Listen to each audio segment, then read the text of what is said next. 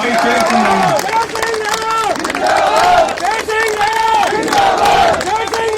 जिंदाबाद जिंदाबाद शेर सिंह राणा, शेर सिंह राणा। बहुत बहुत धन्यवाद। मेरा जो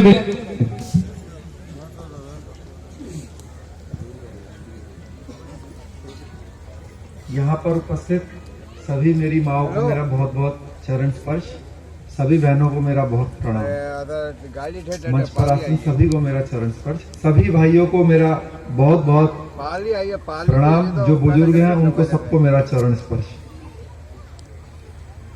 आप सब सोच रहे होंगे कि मैं थोड़ा भड़काऊ वाला भाषण देने वाला आदमी हूँ, लेकिन मैं बहुत ही भाषण नहीं दे पाता हूँ, लेकिन मैं मेरे जो दिल में बात है वो मैं आपसे मैं शेयर करूंगा या बताऊंगा।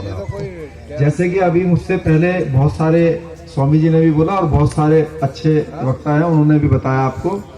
मैं 3 चीजों पर मैं यहाँ पर बैठ के सोच रहा था कि 3 चीजों पर आज मैं आपको अपने दिल की बात बताऊंगा, क्योंकि कि आप सभी बहुत देर से वेट कर रहे हैं, खाने का भी टाइम के, आप तो थोड़ी देर में डिनर का टाइम हो जाएगा, तो मैं सिर्फ 10-5 मिनट के अंदर ही अपनी बात बता दूंगा। नशे से संबंधित मैं पहले बताऊंगा कि नशा जो है बहुत बड़ी समस्या है। अभी जब सब लोग ये बात जो है, थोड़े दिन पहले मैं मध्य प्रदेश गया था सतना में, तो वहां पर भी आई थी, तो हमारे बुजुर्ग हैं डॉक्टर शिवराम सिंह गौर, जब वो अपने भाषण में बोल रहे थे तो उन्होंने सबसे हाथ खड़े करवाए और कसम खिलवाई कि भाई नशा नहीं करेंगे।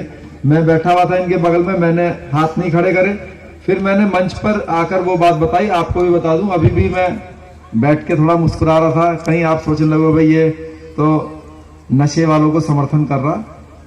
मैंने इसलिए हाथ नहीं उठाए थे वहां पर, क्योंकि मैं नशा करता ही नहीं, तो कसम किस बात की खाऊं कि नहीं करूंगा मैं। हाँ, जब मैं 2001 में जेल गया था, तो वहां पर जो मेरे एक साथी था, उसने मेरे को सबसे पहले सुबह चाय दी कि भाई आप चाय पी लीजिए। मैंने उसको कहा कि भाई मैं चाय नहीं पीता, तो उसने कहा भाई साहब यहाँ पे जो आते हैं वो ऐसे ही होते हैं, ये आपका घर नहीं है, यहाँ पे चाय पी लीजिए, 15 दिन 20 दिन बाद आप यहाँ पे बीड़ी भी पियेंगे, फिर स्मैक पियेंगे, फिर ये पियेंगे। मैंने कहा भाई साहब वो तो समय बताएगा, फिलहाल मैं चाय नहीं पीऊंगा, जब तक नहीं पीना पड़ेगा तब तक नहीं पियेंगे। बहुत साल आपको जैसे पता ही है, मैं कई साल वहां रहा।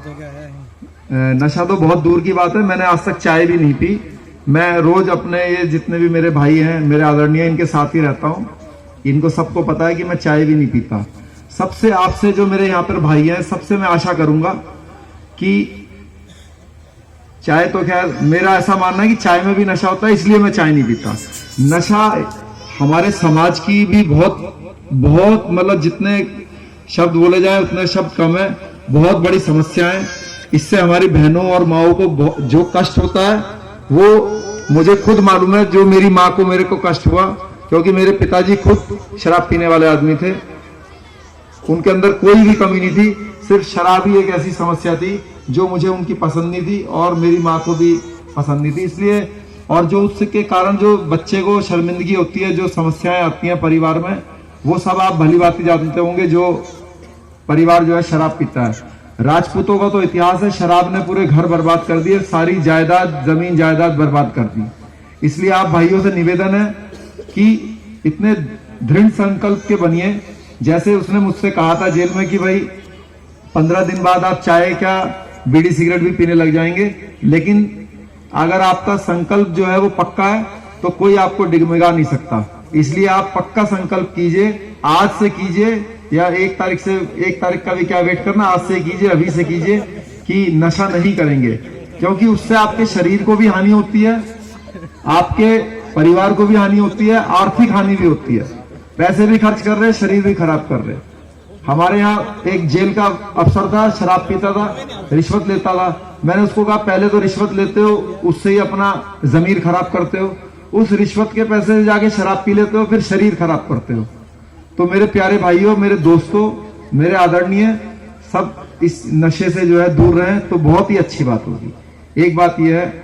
दूसरी बात है, आरक्षण से संबंधित जो बात हो रही थी, भाई साहब ने बहुत जोशीली बात तो कही थी तो बहुत सारी तालियां भी बजी थी। मैं जो बात कहूंगा मुझे मालूम है उस पर तालियां नहीं बजेंगी, लेकिन मैं जो बात कहूंगा मैं हमेशा प्रैक्टिकल बात कहूंगा, क्योंकि मैं बहुत ही एकदम बिल्कुल 1000% प्रैक्टिकल आदमी हूं। झूठ फरे वाली बात मैं नहीं करता, ऐसी बात भी नहीं करूंगा कि आप तालियां बहुत बजाओ लेकिन उससे होगा कुछ नहीं। देखिए, जो आरक्षण का मैटर है, हम क्षत्रिय आदमी हैं, सब लोग जानते हैं, हमने दिया ही। और ये भी बात सच है कि अगर हम अपने लेने पे आएंगे तो उसको ले भी लेंगे। लेकिन क्या बात है कि इसके दो रास्ते हमें एक साथ लेके चलने चाहिए। आरक्षण से जो संबंधित समस्या है उस पर दो रास्ते हैं उसके, और दोनों को एक साथ लेकर चलना पड़ेगा अगर आपको इससे छुटकारा पाना है या इससे विजय प्राप्त करनी है। पहला रास्ता तो यह है कि आरक्षण, देखिए आरक्षण होता है 50%, 50% खुला है, 50% जनरल सीट है। तो पहले तो हम अपने बच्चों को ऐसी शिक्षा दें कि वो जो 50% खुला है उसमें ज्यादा से ज्यादा सीट ले पाए। ठीक है ना? आप, हमारी निगाह उस तरफ है, उस 50% पे है जिसके लिए हमें लड़ना झगड़ना पड़ेगा। उस 50% पे नहीं है जिसको हम बहुत आसानी से थोड़ी सी मेहनत करके हासिल कर सकते हैं। पहले उस 50% पे कब्जा कीजिए अपनी मेहनत से, पढ़ाई लिखाई करके, जो जनरल सीट है। क्योंकि अगर आप कहीं पर भी जाएंगे, किसी ऑफिस में चले जाइए, अगर वहां पर 10 अफसर बैठे हुए हैं तो उसमें 5-6 तो पंडित जी बैठे हुए हैं। मैं किसी के लिए ये नहीं कह रहा कि भाई वो कोई खराब बात है, उनमें मेहनत में उनकी दम है इसलिए वो वहां बैठे हुए हैं, या कोई और भी कारण उनकी सिफारिश है। तो 10 में से कम से कम वो जो 50% है उसमें अपनी भागीदारी हमें पहले बढ़ानी चाहिए अपनी मेहनत के दम पर। जो दूसरे 50% है उसके लिए हमें आवाज उठानी चाहिए कि भाई वो जो 50% है वो उन परिवारों को ना दिए जाएं जिनको उसकी जरूरत नहीं है। जो अमीर आदमी है, मान लीजिए कोई शेड्यूल कास्ट का आदमी है, वो पैसे वाला आदमी है, आरक्षण देने का मकसद ये था कि उस जो गरीब परिवार है या थोड़ा नीची मतलब पिछड़ी जाति से है उसको थोड़ा सा आर्थिक रूप से संपन्न कर दिया जाए। लेकिन जब वो आर्थिक रूप से संपन्न हो गया तो उसकी अपनी जिम्मेदारी है कि वो अपने बच्चे को शिक्षा देगा। ये नहीं है कि उसको भी आरक्षण मिला, आरक्षण के दम पे नौकरी मिली, फिर उसके लड़के को भी मिलेगी, फिर उसके लड़के को भी मिलेगी। ये गलत बात है। तो उसको जब आपने एक बार आरक्षण दे दिया, सरकार की जिम्मेदारी वहीं खत्म हो जानी चाहिए, क्योंकि उसने आपको एक बार आपने उसको सरकारी नौकरी दे दी, वो अपने बच्चे को पढ़ाने की जिम्मेदारी खुद वहन करेगा, जैसे हमारा समाज करता है। तो इस बात के लिए हमारी लड़ाई होनी चाहिए कि जो आरक्षण है वो एक ही बार दिया जाए किसी भी परिवार को, उससे उस समाज को भी समस्या नहीं होगी। और ये एक प्रैक्टिकल हल है, ये जो है ये प्रैक्टिकल हल है। इसका यही एक सॉल्यूशन है कि आप वहां पर आरक्षण दे रहे हैं, दे दीजिए, लेकिन एक बार दीजिए। और हमारे जो गरीब तबका है जिसको अब आरक्षण की जरूरत है, वो जो आरक्षण वहां से काट रहे हैं, आप हमारे वो जो भी जनरल कास्ट है, चाहे उसमें हम राजपूत समाज के और दूसरे समाज के भी, उनको वो आरक्षण आप दीजिए जो हमारे गरीब तबके हैं। देखिए, आरक्षण वैसे तो मतलब मैं बताऊंगा, आदमी में इतना दम होना चाहिए कि खुद ही इतना प्राप्त कर ले। लेकिन अब ठीक है, आजकल का सिस्टम ऐसा है कि वही हर चीज की जरूरत है, तो उसके लिए भी हम संघर्ष करेंगे। ये एक मैं आपको सच बात बता दी है, चाहे आप ताली बजाओ मत बताओ, लेकिन ये सच है। तीसरी बात मैं कहूंगा भविष्य के लिए, उसमें भी पढ़ाई लिखाई से संबंधित है। देखिए, सब जानते हैं जिस समय तलवारों के दम पे राज होता था, क्षत्रियों ने राज किया, राजपूतों ने राज किया, इसका तो नाम ही राजपूताना था। तो अब जो है, अब डेमोक्रेसी है, इसमें सबको पता है आज तलवार के दम के साथ साथ कलम की दम से राज होएगा। जिसकी कलम में दम है, जो बच्चा पढ़ाई लिखाई में तेज है, वो अफसर बनेगा। अफसर बनेगा तो परिवार का भी नाम रोशन करेगा, समाज का भी नाम रोशन करेगा, देश का भी करेगा। जब यहाँ पे मान लीजिए कलेक्टर होगा, एसपी होगा, तो ही वो हमारे समाज की कुछ काम आ सकता है, काम कर सकता है। अगर वो किसी लायक ही नहीं होगा, जो इंसान किसी लायक नहीं होता वो कुछ नहीं कर सकता।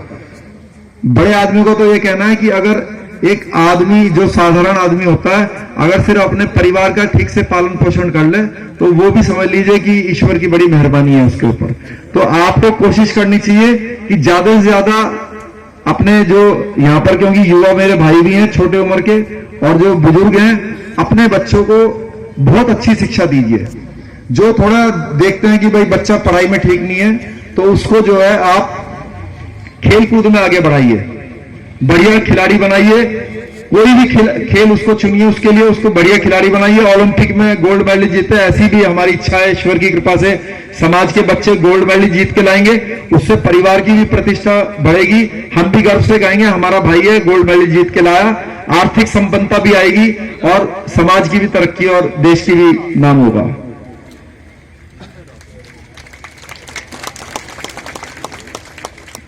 एक बात मैं कहूंगा जो हमारे समाज की बहुत बड़ी समस्या है, वैसे तो जो हमारे संजय भाई हैं जो गुजरात से आए, उन्होंने कहा, उनकी बात भी बहुत हद तक ठीक है कि भाई हमारे समाज में एकता नहीं है। लेकिन अब हम, ये बात सही है कि हम बार बार यही बात बोलेंगे कि भाई एकता नहीं है, एकता नहीं है, तो ज्यादा बार तो झूठ या ज्यादा बार कुछ भी बोलने से वही होने लगता है। तो हम ऐसी खराब बात अपने मुंह से क्यों बोलें, हम शुभ शुभ बोलेंगे, शुभ होगा फिर। तो एकता हमारे समाज में बहुत है और इसके लिए सिर्फ एक ही चीज की जरूरत चाहिए। लेकिन मैं ये चाहता हूं कि कुछ समस्याएं हैं जो हमारे समाज में जो है, असल में क्या है, नेतृत्व करने की शक्ति ज्यादा है, इसलिए कभी कभी क्या है, मतभेद ज्यादा हो जाते हैं। क्योंकि जिस समाज के अंदर हर आदमी को राजा बनने का यहाँ पे शौक है, तो जब हर आदमी राजा बन के कुर्सी तो एक ही होती है, उस पर हर आदमी नहीं बैठ सकता, तो उसमें क्या है, चिढ़ पैदा हो जाती है। लेकिन क्या है, आपस में अगर किसी बात पर मतभेद भी हो जाता है समाज के अंदर, तो मनभेद नहीं होना चाहिए। इस तरह से आपस में ये नहीं होना चाहिए कि भाई इससे तो हमारी बस ऐसी लड़ाई बच गई कि हम इसके किसी काम ही नहीं आएंगे। मैं आपको एक उदाहरण दे देता हूं, उस उदाहरण से के ऊपर ही अगर हम चलें तो हमारा समाज खुद ही तरक्की कर लेगा। मैं गुजरात गया था, अभी एक हफ्ता पहले भी गया था और उससे नवंबर में भी गया था। वहां पर जब हम वापस आ रहे थे तो एयरपोर्ट पर थे, सुबह सुबह ये संजय भाई वगैरह भी थे हमारे साथ, ये हमें छोड़ने के लिए आए हुए थे। हम लाइन में खड़े हुए थे, सुबह 6 बजे की बात है। एक व्यक्ति सामने से आए, हम 4 लोग थे लाइन में खड़े हुए थे, वो सामने से आए, उन्होंने कहा भाई साहब इधर आ जाइए। मैंने सोचा कि हमारे जो पीछे हैं उनको कह रहे होंगे। मैंने पीछे मुंह करके देखा तो देखा कि कुछ लेडीज पीछे खड़ी हुई थी, तो मैंने सोचा शायद इनको कह रहे हैं। तो उन्होंने दोबारा से कहा भाई साहब आपको ही कह रहा हूं, राणा जी इधर आ जाइए। मैंने सोचा गुजरात में मेरे को कहां से जानने वाला मिल गया। खैर मैं उधर गया, उधर जाने के बाद मैंने उनको कहा जी भाई साहब, उन्होंने कहा भाई साहब आप इधर से आ जाइए, आगे से लाइन के आगे से निकलवा के उन्होंने थोड़ा आगे कर दिया। वहां पे जो सिक्योरिटी चेक वगैरह होते हैं जिसमें करीब आधे घंटे से 45 मिनट लगता है, वो काम उन्होंने 5 से 10 मिनट में करा दिया। कराने के बाद वो ऊपर ले गए। मैंने उनसे कहा कि भाई साहब ऐसा आपने हमारे साथ किया, बहुत आपका धन्यवाद, ऐसा किया क्यों, लेकिन ये भी बता दीजिए। उन्होंने कहा भाई साहब आप हमारे राजपूत भाई हैं और मेरा फर्ज है एक राजपूत होने के नाते कि मैं आपकी सहायता करूं। राजपूत समाज का हर आदमी कहीं ना कहीं किसी अच्छे पदों पर जहां पर भी बैठा है, चाहे वो अच्छे पद हो चाहे वो चपरासी ही क्यों ना हो, अगर वो देखता है मेरा भाई है ये, तो उसकी जितनी मदद हो सकती है अगर हम उसकी करेंगे तो भी बहुत उससे फायदा होगा। ये एक प्रैक्टिकल हेल्प है जो मैं आपको, बहुत छोटी बातें लग रही है देखने में, अगर बिजली का बिल जमा करने जाते हैं लाइन में खड़े हुए, थोड़ी अगर सहायता हो सकती है तो कर देनी चाहिए। और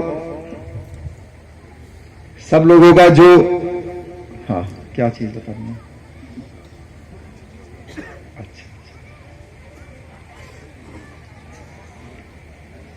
मैं आभार भी कर दूं, इतनी देर में मुझे 1-2 बात और भी याद आ सकती हैं तो मैं आपको बता दूंगा।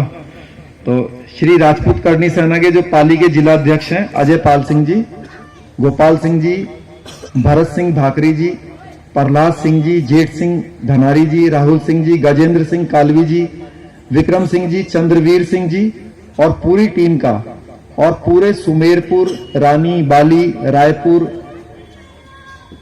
देसूरी और पूरी पाली टीम का बहुत बहुत मैं आभार करता हूं।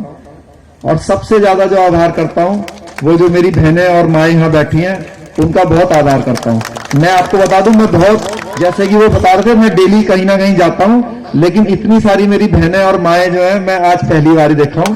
मतलब 50-100 तो मैंने देखा, लेकिन इतने भारी संख्या में पहली बार देखा। बहुत मेरे दिल को और मतलब बहुत खुशी है, और मैं दिल से आप सबको आभार करता हूं। मैं दिल से, मेरी आपसे प्रार्थना भी है कि मुझे आप दिल से आशीर्वाद दीजिएगा अपना बच्चा समझकर जी। और इसी पर मैं अब ज्यादा देर नहीं करूंगा, क्योंकि आपको सबको मुझे पता है भूख लग रही है, भले ही आप नहीं बोल रहे हैं, क्योंकि माए तो इतना, उनके अंदर इतना वो होता है सब्र कि वो बोलेंगी नहीं मुंह से, इसलिए मैं खुद ही विराम ले लेता हूं। और आप, क्योंकि मुझे भी भूख लग रही है, आपका बच्चा हूं मैं, इसलिए विराम लेके आपको प्रणाम करता हूं। सिर्फ 2 बार मैं भारत माता की जय बोलूंगा। देखिए, एक बात हमेशा ध्यान रखिएगा, अपने देश से बहुत ज्यादा प्रेम कीजिए, क्योंकि देश से प्रेम करेंगे तो ऑटोमेटिकली समाज से भी प्रेम होगा, अपने क्षत्रिय समाज से भी प्रेम होगा, अपने परिवार से भी प्रेम होगा, और अपने से भी प्रेम होगा। तो सबसे ऊपर से हमें चलना चाहिए। जो स्वार्थी आदमी होता है वो नीचे से चलता है, पहले अपने से प्रेम करता है, फिर अपने परिवार से, फिर अपने समाज से, फिर अपने धर्म से, फिर अपने देश से। लेकिन अच्छे इंसान, क्योंकि आप सब अच्छे इंसान हैं, और इसलिए हमें ऊपर से चलेंगे। इसलिए देश के लिए 2 बार भारत माता की जय के जयकारा लगा के फिर मैं समाप्त करूं। भारत माता की, भारत माता की जय हो जी। धन्यवाद, बहुत बहुत आभार। मातृशक्ति से अनुरोध है 10 मिनट विराजे, 10 मिनट में कार्यक्रम समाप्ति की ओर है। बहुत धन्यवाद शेर सिंह जी साहब। सिर्फ यही कहना चाहेंगे कि हजारों साल नरगिस अपनी बेनूरी पर रोती है, तब कहीं जाकर होते हैं चमन में शेर सिंह जी जैसा दीदावर पैदा। अब मैं सबसे अंत में श्री राजपूत करणी सेना के शीर्ष संस्थापक, आधुनिक समय के